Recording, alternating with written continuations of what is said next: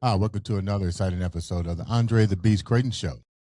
You know what I always say, another exciting show and definitely another exciting guest. We're going all the way, we're going back to Arizona, Phoenix, Arizona, and we're going to talk to a beautiful young lady. Let me tell you where we're going with today's show. Those that know me know that the tattoo is on the arm that says Beast, but how about a book that you label and you write about the Beast? And then after that, you come up with a revelation to come up with the chakras and shadow work.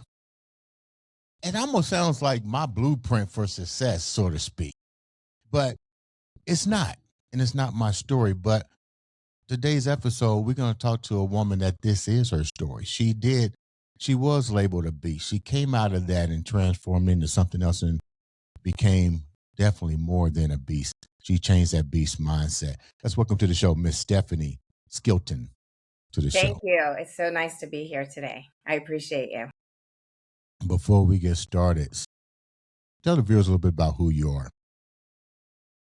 Oh, well, I am somebody who loves to help other people's detox from painful patterns in their lives. I am a married woman who has the most beautiful relationship, healthy relationship. Um, I am independent financially, and I have two amazing children, and I have overcome some real darkness in my life. My beast is not a mindset, it is more like the devil. And I was chasing the devil, and the devil was chasing me for a very long time. And I have overcome that. And I am living in a space of unlimited joy now. When you say the devil was chasing you,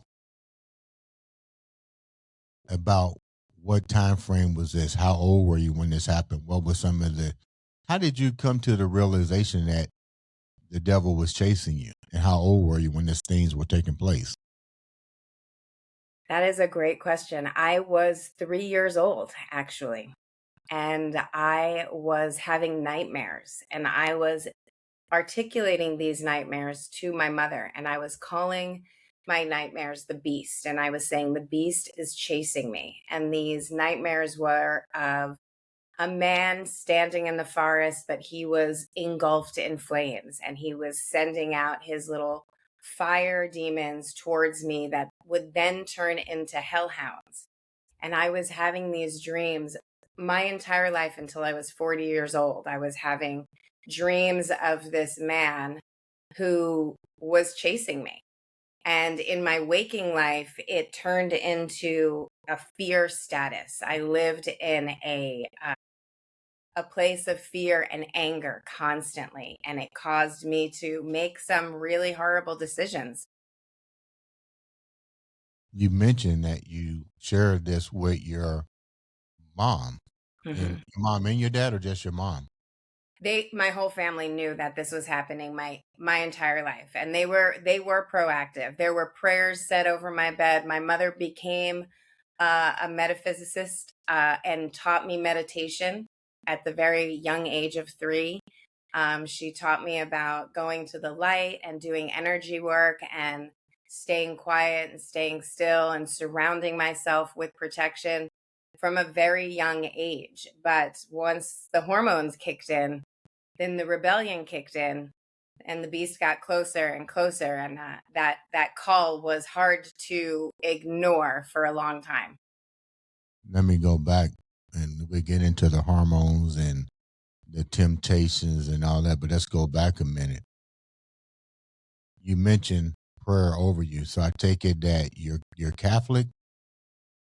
No, I was actually raised in a more pagan household where we had lots of gods and lots of people that we prayed to, and more kind of tribal traditions, shall I say, more earth traditions.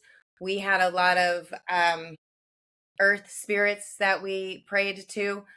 My personal god and goddesses were always Christ and Mary. So even growing up in a pagan household, the images that came to me and the light and the love that came to me from a young age when I was trying to battle the beast was Christ and Mary. And today I'm actually an interfaith minister. So I my personal beliefs are that whatever you believe in your heart to be right in religion and spirituality is absolutely the truth. If that helps you in your heart grow towards love and light, then that is reality. That's the truth. That's gospel. Let's clarify something here. Yeah. When we mention multiple gods, pagan gods, you're talking about not demonology. You're talking about like Mother Earth, like Gaia, and things of Exactly. this nature. Okay, I want the viewers to understand what that means. So, who were some of the other goddess and goddesses that you that you was brought up to uh, pay homage to? Good word. Because I was going to say it's more of prayer to ask for help, ask for guidance Right, than right. a worshiping mindset. So for me, um, Isis was somebody, again, Mary and Christ were the people that I always leaned to. My degree from when I graduated from the Sanctuary of Peace and Harmony, my ordained name is actually Gaia. So that was one of them. So back then I had a different last name, but it's Stefani Gaia Castro Giovanni is what my ordained name on my license is. Um, there were the archangels for me were also really big. Archangel Michael, like he's my dude. So these were all, but over the years, depending on what I needed guidance in, I would lean towards the strength of that god or goddess, that archangel or that deity. So it really depended on where I needed to draw strength from in that moment.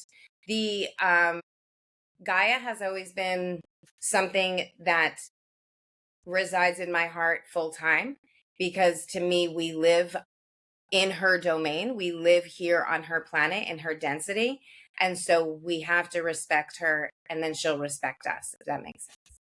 Hmm. So let me go here.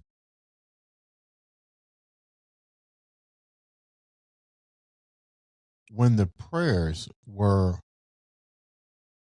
placed upon you, these prayers went on, and this tradition went on until you started to go into maturing. You know the transformation. You know the hormones and all this.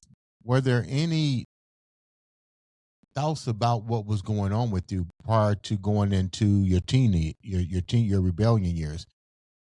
Because you're being preyed upon. You you're giving homage to the gods and goddesses. But the bottom line here is this is Midwestern traditions. Some people would frown upon that and be like, um, most probably would have said go to a Catholic church or something and throw some holy water or something on you. But Mhm. what at this point, what did they rule this being with you? It was my ability to see through the veil. It was so I have and we tried the holy water and we tried my parents grew up Catholic. Okay. Um so we were not opposed to any of that. And I, being an interfaith minister, have done lots of churches and temples and synagogues and honestly I love all of it. There's not one that I would say is wrong, but that's again me being an interfaith minister. So there was no official diagnosis technically by a reverend or a minister. What there was the ability to see spirits. And when I would walk through the world, even as a very young child, I could look at somebody on the street in my neighborhood and I could see whether they were operating from a place of light or darkness. And as a child, instead of being able to articulate that, I would just get scared when I would see somebody walking with a dark shadow behind them. And I would hide behind my mother and I would just start crying, or I had open energy channels. I had an open heart and I had an open mind and I had open sight. So Mhm. I could see and run to people who were operating from a space of God and love. And I would, be in the wild and I would run to them, and I would be in the wild and I would see somebody who wasn't operating from that space and I would, shut down. I always said I was an introvert extrovert to the scientists in the world, because it depends on the people around me. So to clarify this, and I'm gonna try to break it to layman's terms. When you say see through the veil, seeing through the veil in terminology is what you're trying to say, I guess, is you was able to see transparency of good energy and dark matter versus light matter. My question here is, once you were able to have that gift to do that, um, what about the people that carry both energies, or should we say, um, the split between the two? How were you able to? What was your connection with them? Because let me see if I can say this right way. I believe we all carry good and bad frequencies. It depends on which one you let have dominion over you, over your essence. But now you see both of them, but do you see the ones that are what we might call at the crossroads, where you might see the more dark trying to take over the good? Does that make any sense? Now you've gotten a gift. So you can see dark matter taking over somebody, and you can see uh, some figures that don't have any. How were you able to talk to the people that was at that crossroad? Oh, Andre, that's my heart. That's where I live now. Those are the people that I invite into me, and I want to help them live in that balance between the two. So those that are leaning more towards the shadow, so let me back up. As a kid, I could see when the shadow has taken over. And that was the scary part. They had given themselves over to their shadow side. And as a kid, I had no ability to help them. I had no tools to understand them. And then again, I would run to the people that were already in their light status and had the ability to understand the light and the dark. As I grew up and I could see exactly what you're talking about, that's where my heart called out to them. And I because I have the gift of sight, I was able to, and still able to, see what they need to do in their own energy system, within their own body, their own framework, their own mind, to balance back into living in both hemispheres, living in the light and the shadow, and not allowing the shadow to become toxic and overdrawn and hurt their experiences in life or hurt other people's experiences in life. So, that passion inside of me is almost what created the codependency, to go back to the beginning question, because I wanted so badly, and I still do, to help people pull themselves out of that darkness and that light, that I would do anything. I would overgive. I would love and love and love. I believed at one point, as a young adult, that me being loving enough and loving this person, whoever it was, it would bring them into their light being. It would pull them out of their own beast, and it would balance out their life, and it would make them happy and joyful. I've learned now that I can't give that away. I have to balance it within myself and then teach them how to do it for themselves. So I essentially taught myself how to do that for myself. And now that's what I do for a living. And I wake up every morning grateful that this is what I get to do. Exactly what you were saying is help people live in the state of balance, in their center between those two systems. We're going to go back, but I got to ask this question because it's getting downloaded to me. Of course. The reality is you're able to, let me rephrase this again.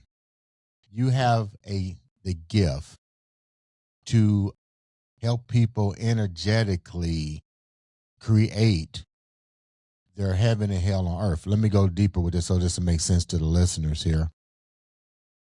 When you mention dark and light, it's this almost the same as alpha and omega. Goodness can't exist without evil. The free will part stands that you have the free will to decide which one of those matters. In your case, we talked about the dark take over the light. You can allow the goodness to suppress because it's affirmed. I believe this concept, and you can tell me if I'm right or wrong. We cannot get rid of the dark, or some people might call it the demons, but you can suppress them. You can always be above them, just to sort of speak. So you can chime in on that too. But then my other question is, let's go back. At 3 years old, there had to be some type of, this is just a hypothesis on me listening to your story so far. There had to be some energetic energy force attached to someone or something in your midst at a young age that was bought into you. Take it from there. Well, Andre, no one's ever asked me that question. You're the first person in all the years that I've been talking about this, and you are absolutely right. There was an entity attached to someone else. There were incidences. So without, triggering people that can read the book, but this part that I'm about to answer isn't in the book. But I had abuse. But the abuse actually started after the nightmares. And so a lot of times when people read the book, they get confused because psychologically it would seem as if the nightmares came out of the abuse that I experienced. And the abuse was not from my immediate family. It was from a neighbor. But it didn't. It did not happen that way. The nightmares happened first. But digging deeper, and I knew this, but no one's ever asked me, and I've never given anyone this information.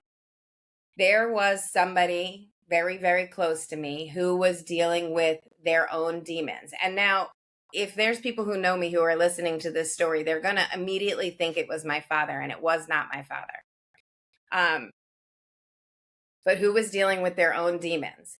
And this person essentially poured their demon into me, and I energetically absorbed it and took it on for that person. And I carried it for my first 30 years of life. And I made it mine so that this person could survive the world. So that is how that was the trigger point, not the abuse. How did the energy, how did, clarify that with the listeners? Like, how was the energy how was Transferred. that matter manifested into you? Was it verbally? Was it intimately? How did that energy become your burden? Verbally. So they how, I how was when the made to believe verbalization I started? was a savior. How old were you when you started recognizing that it was verbal? Not until my 40s. You know, people might say that's crazy, right? Yeah, I know. Because it was disguised, uh,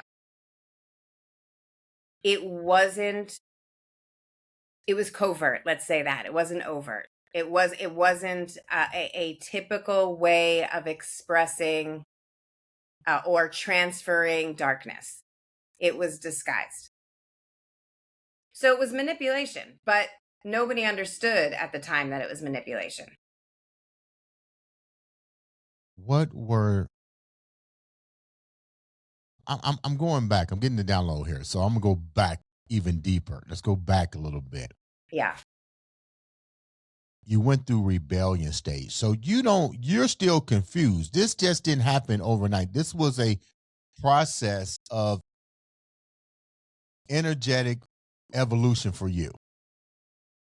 Okay, so your mindset still is that of a child with questions, but now you're going into, you know, middle school, junior high, your hormones and stuff. You don't know really what the heck is going on. So the question is, did the matter of darkness get stronger? As I would assume it did, because now the desires and wants become attainable Right. as it couldn't when you was at this age, but now you can go out and really take whatever matter that is and manifest it into kind of your own reality is what I mean.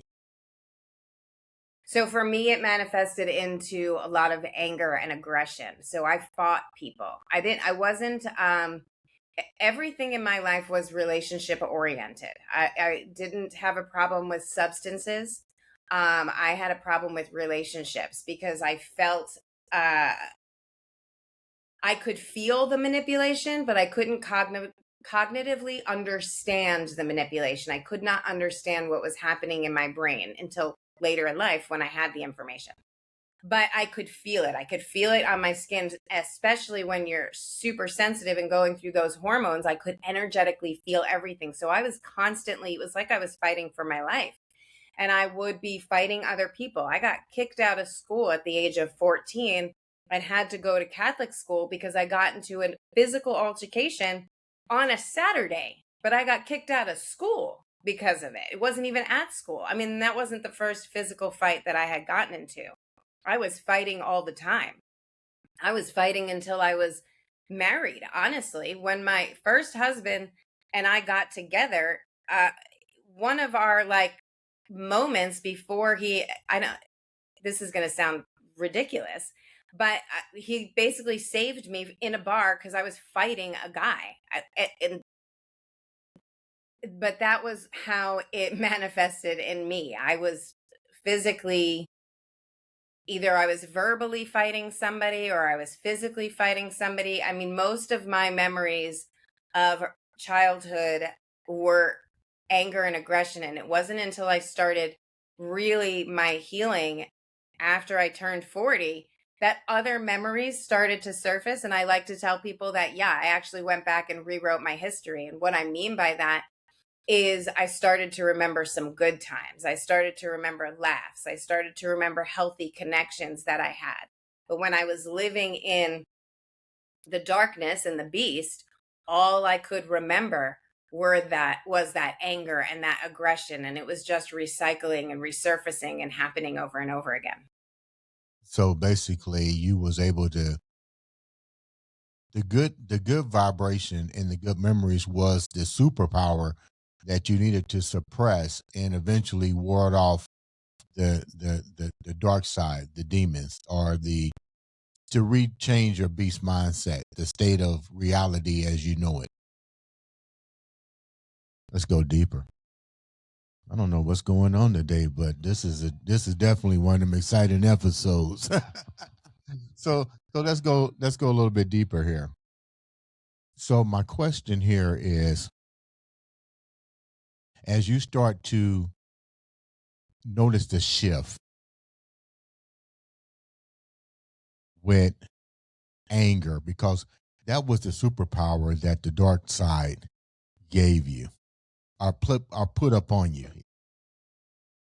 Now you're starting to understand, if you change that mindset, to going back to your happy place, Happy Gilmore.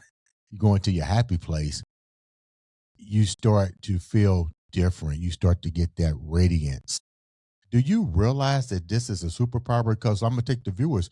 You still are in your teens. You're not a full grown woman yet. Are you understanding what's happening at this point in your life? No, as a teen, I was not understanding that my anger was a superpower. I do now, but not then. No, I just knew that my F word was fight, and there was no flight, there was no freeze, there was just fight, and I didn't not know it was a superpower. Let's say that it just wasn't a conscious thought. It was what I was doing to survive. So I was very much in just the energy of expression without uh, the cognitive understanding at all. I didn't take a beat to ask myself, why am I doing this? It was more like, oh, I just need freedom. I just need to get out of this cage, this feeling of being weighed down by all of this other noise and emotions and the world and just everything. And it just, every day, I just felt like I was fighting to get to freedom. And I actually, you have the beast tattooed on you. I have freedom tattooed on me. And that's what I constantly felt, is that I was just fighting for my freedom, and it was all internal. Let me go here.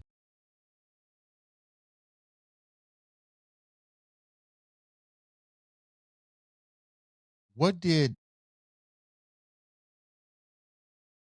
religious figures say about what you was dealing with? What did your therapist, if you went to therapist, say about this? What were the reactions that professionals, demonologists, and so forth, how were they? Did anybody give you any type of input on what you was dealing with, or was it more? Or did society says this is your shit? We done all we can do. Pretty much, the society said, this is your shit. We've done all we can do. I mean, it was really my family that fought for me. Um, the religious figures literally told me I was evil. You was Even possessed. at 5 years old, I had a Baptist preacher separate me from the other kids in Sunday school, put me out. So Sunday school for us was in the neighborhood, and we were on the sidewalk. We were in his yard. He made me sit in the street at 5 years old, away from the kids, because he said I was evil. And that because I would ask questions and I would want to know things and I would tell my story of my nightmares, I was the demon. So there was always, I was condemned constantly, all the time, especially by the church and religion. And that hurt more than you could believe, because I know and knew in my heart that I also talked to Christ all the time and that he loved me unconditionally. So how could I be a demon and be loved so much? So it was very, very confusing. Therapists, because my brain and my personality is so expansive, as soon as I sat down in a therapist's office, there was nothing that they were able to tell me that I didn't already explore myself. I've read a lot of books. I have 2 master's degrees, even as a child. So I think the first time I went to a therapist, I was 14. And I went to the therapist because I asked to go. I finally said to my father, I can't, I feel like I want to leave this world. I need help. And when I got to that therapist's office, I will never forget, as a 14-year-old,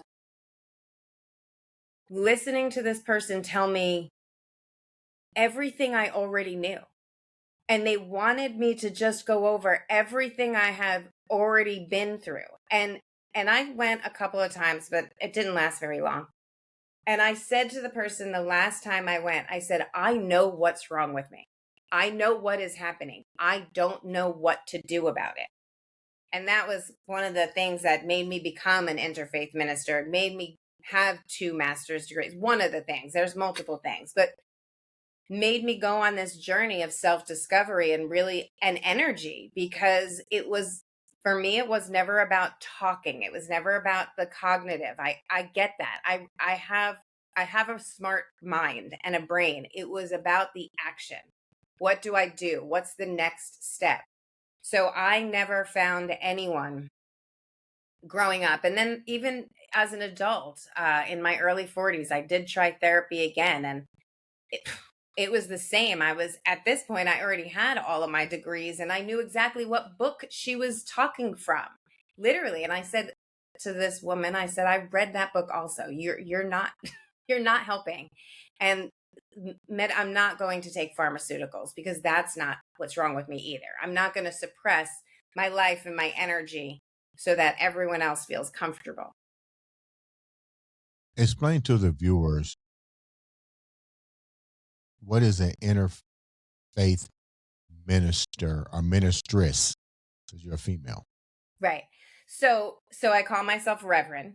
Um, and basically, I went to seminary school for 2 years. And what we did is we studied all of the world's religions. Now, not in depth, because that would have taken a lot more than 2 years.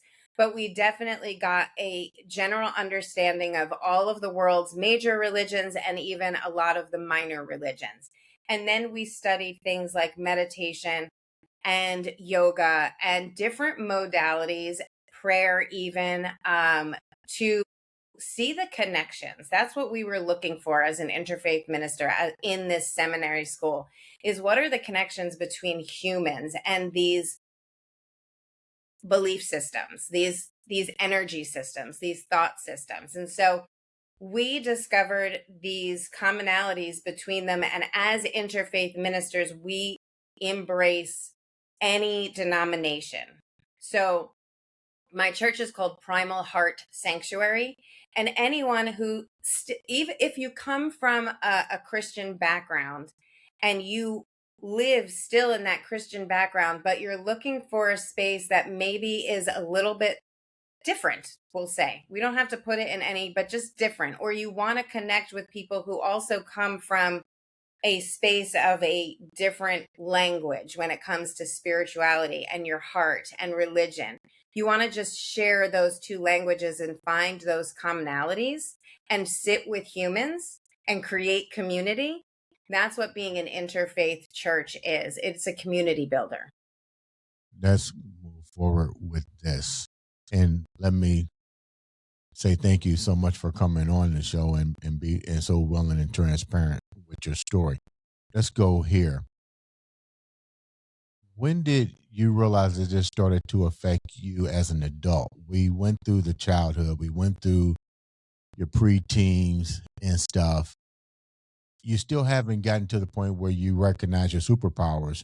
So let's go into being a woman, because you said something. I'm paying attention. You didn't realize a lot of this shit. You was 40 years old. So I would take it you're probably 43 now. I'm so 50. so that wasn't that long ago that you got your superpowers. So take me down what it was like relationship wise, and still managing the anger, because remember, to the listeners, you don't know that the superpower, the super pill, is goodness. You're still in flight or fight at this Yeah. point.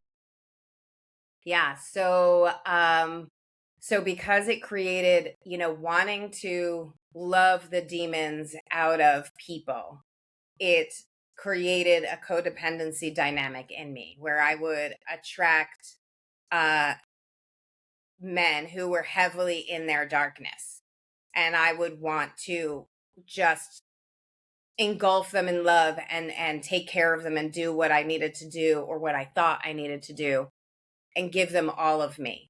And so I got married and was married for 12 years. And in my mind, in my perception of what was happening, I was giving all of my love to this person, and we were creating a family, and we had these two beautiful children, and I was kind of just going through the American dream. And I was a school teacher at that point, and I was just doing everything you're supposed to do.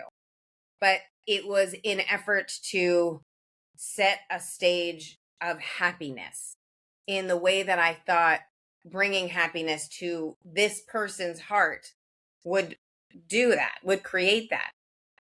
And it wasn't sustainable because it wasn't real. It was a facade, it was an illusion, it was an American dream, and it never became reality.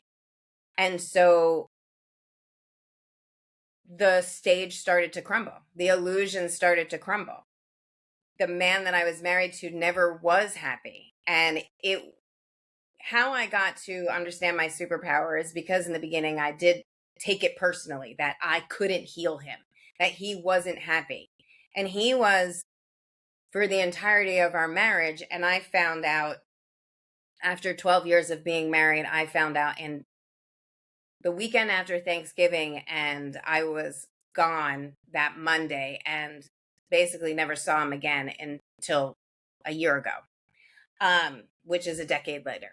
But what happened was, as the walls were crumbling, as the land of make believe was disintegrating, I saw who I was really married to, and I was really married to somebody who could not fight his demon and could not fight his beast, and he was very active in his addiction, and he had basically second and third life behind my back, and there was all sorts of extracurricular activities that I refused to see because I was so focused on setting up a life of happiness and so focused on making sure that everyone else felt loved that I wasn't even taking the time to ask myself if I felt loved. And when you don't do that, you can't see what's actually happening because you're projecting all of your sight and your thoughts and your energy into other people. And so when the reality hit me like a ton of bricks, I had no other choice but to start the healing process and to see what was really going on with my life and how did I get here in the first place? How did I become so blind to my own experience of this world that I didn't even see the life that I was actually living? I was so embedded in trying to create something that I couldn't see what was actually being created. Hmm. Wow, that's deep. So let's go here. That was almost like a light bulb moment for you. Yeah. You still were you let me go here. You mentioned that you went because you to therapy or you went to get help because you was about ready to lose it. I can't imagine having that much toxicity in my world without crumbling. Were there moments that the demon, not the demon, wrong word of choice. The dark matter has a tendency to always go here with people who have your journey. It wants you to end it. Hmm. Come to the dark side. Come to the dark side. Come. It's cooler over here. Hmm. Come go over here with me. Forget that shit. You got fucked up relationships. You know what? He don't love you. Your parents really don't want to have nothing to do with you. Come on over here, join me. It's cool. Did that So that take place? When did that take place, and how did you maneuver out of that? I was it was 2019 and I was 43. So I after the divorce had this mindset of I need to I need to heal. I need to get better. I need to figure out how I got myself in this space to begin with. And now let's fast forward. I now understand that when you ask God for something, you get shown all the reasons why you don't have that thing. So it gets dark before it gets the darkest before the dawn kind of thing. I now understand that because I've seen it happen multiple times in my own life. But in that moment, 2016, I'm ready. I want to exercise the beast in me. I want to heal. I never want to get into a space where I'm this blind again in my life. And so what happened is I was exposed to all my blind spots. And I went down a journey of extreme darkness. And I got into real quick relationships, one right after the other, until I was finally in a relationship that I had no choice but to flee from because he was physically abusive. And I wound up in the hospital because I was ready to exit stage left. And I had tried to do it. I had written all the letters. I had said my goodbye. And for some reason, when I was out of my mind, because I had taken substances that were in the house from the person that I was living with, I made a phone call. I don't even remember making the phone call, but somehow my sister had broken into my house and there were firemen there. And the next thing I knew, I was in the hospital. And even in the hospital, I was saying, I should have taken more. I should have taken more. And I was there. I think I was there for 48 hours. It could have been 24. It could have been 36. But what I remember is the only phone number that I knew was my ex-husband. And I had to call him to get somebody to come pick me up because I had no phone. I had nothing. I was just in the hospital, strapped to the chair, making sure I wouldn't hurt myself. And my parents showed up however many hours or days later. And I remember them driving me back to their house. And we passed a funeral home. And I will never forget in that moment, I heard clear as day. So forgive me if I cry. If you kill yourself, this darkness will not die. It will only pass into the hearts of your children, and it will make them feel darkness. And I couldn't have that. I could not have that. That was the moment where that was my rock bottom. That was the darkest I was ever going to allow this life to get, because I was not going to allow them to feel what I felt ever. Take your time. So I had to let them go. I had to let my ex have them so I could get out of my own darkness. And it is the only thing in my life that I wish I could have done differently, because I know everything else that I did has gotten me to this point today where I genuinely love my life. And I have never been happier, and every day it gets better and better and better. And every day I'm so freaking grateful that I learned what I needed to do to change that around. But part of what I needed to do to change that around was focus on me, and I wasn't going to be able to do that in that moment. How did The other your way. how did your ex handle you Well, by opening this the point decision he that was you ready. made? Okay. Yeah. By this point he was ready. You know, he didn't, even though he was battling his own demons while we were married, he never intended for me to see that. Now I understand he was trying to protect me, and it wasn't because he didn't love me. It was because he didn't love himself. But when everything came crashing down, I didn't know that. I just, had all the rage that I had been building up for 40 years just came spewing out of me.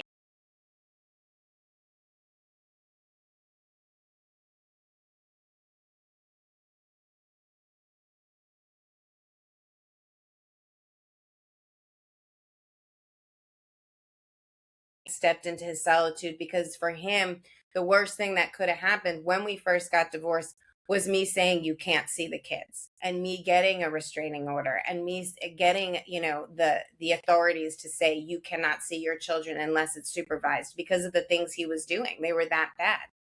That was his moment. That was his rock bottom. That was his, darkest before the dawn. So he started to heal and he started to get better. So by the time I got to my darkness and the worst of the worst 3 years later, he was ready to step up to the plate. And at this point today, I am more grateful than I ever thought possible to that man, especially a decade ago, and especially with how much resentment and anger and fear I had. I never thought I would be able to forgive him and really have gratitude for what he did for our children and for what he did for himself and how he healed.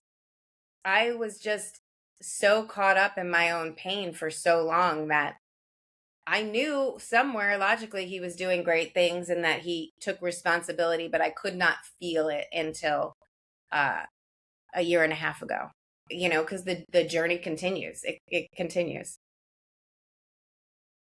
My last question here. That took a lot to that's a lot for you to go through and to move your children out of harm's way, to sit back and come up with a game plan to work on yourself to protect your children is beautiful. I mean, a lot of people might say, I would have stayed there. Well, how you going to stay there if you don't know if you really don't know what you're dealing with, but you know what you're dealing with is not part of your makeup. So now let's go here with my last few questions. You start going on this journey after your children are they're back with their dad. Do you get admitted? Because I think if you try to commit suicide, you have to go through some type of treatment plan or for before you get released. So this is where I'm going with this. This is the download I'm getting. Yeah. You shouldn't have went there with me. No, Usually, I welcome it all. I welcome usually it. when you're under this stuff, they start to give you more psychotic medication because you endangered yourself. So now we have to take the reins because you're under our supervision. We can't let you go until you follow this game plan. The dark side probably embraces all that additional mind altering things and stuff. How did you get out of that? And did it do more damage as well to you? I got there's this movie. I don't even know the name of the movie. I just have seen the clip around social media where this gentleman goes in for an interview to become a lawyer. And the lawyer that's interviewing him, the partner of the law firm, is you didn't go to law school and you didn't pass the bar. Or how did you pass the bar without going to law school? And the dude being interviewed says, like, open the book to any page and whatever. He knows everything, knows all the information. He studied basically Harvard law without having to pay the Harvard tuition in this movie. Well, essentially that's how I got out of it. I have such an inquisitive mind, and I always said if I won the lottery, I would continue to go to school for the rest of my life. So every time I sat down with a doctor or a therapist, our conversations were always as if I was a peer to them. I was one of them. I was a doctor or a psychologist. They never could see me as a patient because I was so well self-educated and I understood everything that was happening to me. I just didn't know energetically how to make it stop, and neither did they. They didn't have the answers to that either. It truly wasn't until I became a yoga teacher and went to school and studied the Yoga Sutras, which have spiritual thought process in it. that I began to understand what I needed to do, to physically do, how to rewire my brain, how to get myself from re-looping, how to stop the loop, how to detox from that loop, and really take that organic matter and nourish it with something new, because it wasn't just information that was going to do it. And what I realized for me, and what I've seen work across the board for almost everyone I work with, is that it's information plus action. It is awareness plus action, disrupting the pattern, actually doing the thing that gets into your passive mind and starts to reprogram the scripts that you're not consciously hearing. I like the way you said that. Action put in place over time equals results. Continuous action. Let's go here before we wrap up. And we're going to have you come back with part two, because we're going to talk about the other book and how they both transformed you into being where you're at today. But let's go here with my last few questions.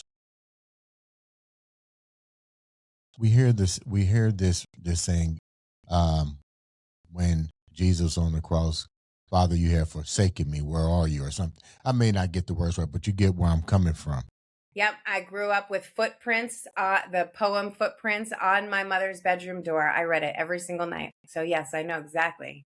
How many times did you want to turn your back on Mother Gaia and the goddesses and gods that you um, gave your service to? Not Because one. you was in some dark places. Your faith was that strong. Yeah, not once. I didn't always hear him. And really, I grew up in my heart. No one ever told me this, but this is how I feel. That Christ, the man, is my brother. He is my equal. We are connected. And I have never not felt that way. I have never not felt like that is the only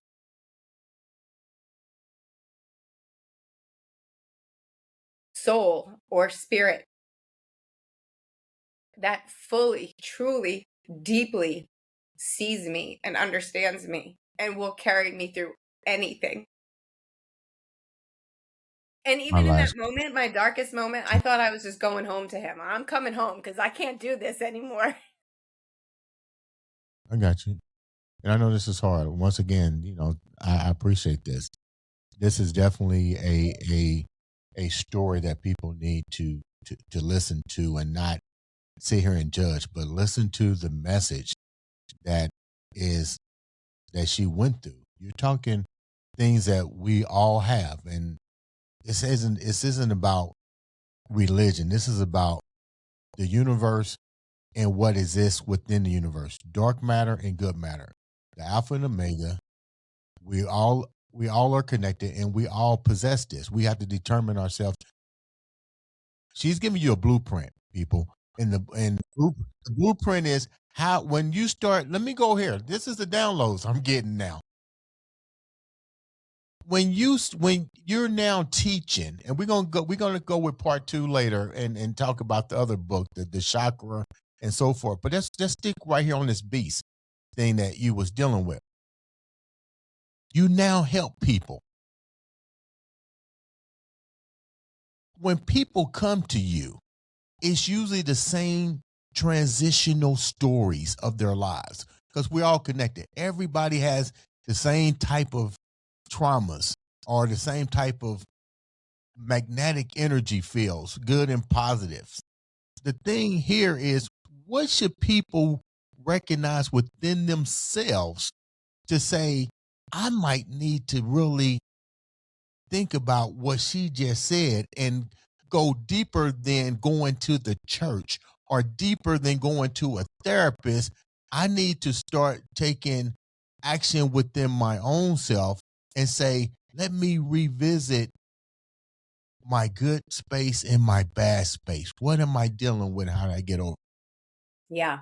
So when it's time to move into an action-oriented coaching system, you'll know because you will have read the books, you have gone to the 12-step meetings, you have done the therapy, you will have done the religion, and it will have gotten you to a point of stabilization. You're now stable. But what you're seeing is the same thing over and over again. It might be a different face in this relationship. It might be a different boss in this job, but the situations, the frustrations, the results are still the same. You're still on that loop. When you're ready to now get off of that ride and get out of that loop and change, and go to a frequency higher, level up, that's when you know it's time to take action, when it's time to do the active coaching, to get into the passive mind. Because what those things you have to do. You have to get to a point of stabilization. It's kind of like getting the diagnosis. When you're sick, you have the diagnosis, and it's that first level of relief because you're like, oh my God, now I know I have celiac disease. Now what do I do about it? How do I maintain my life with celiac disease? And so now you start getting the recipes, right? It's more information, it's more knowledge. But now you're at the place where okay, well, now how do I love my life with celiac disease?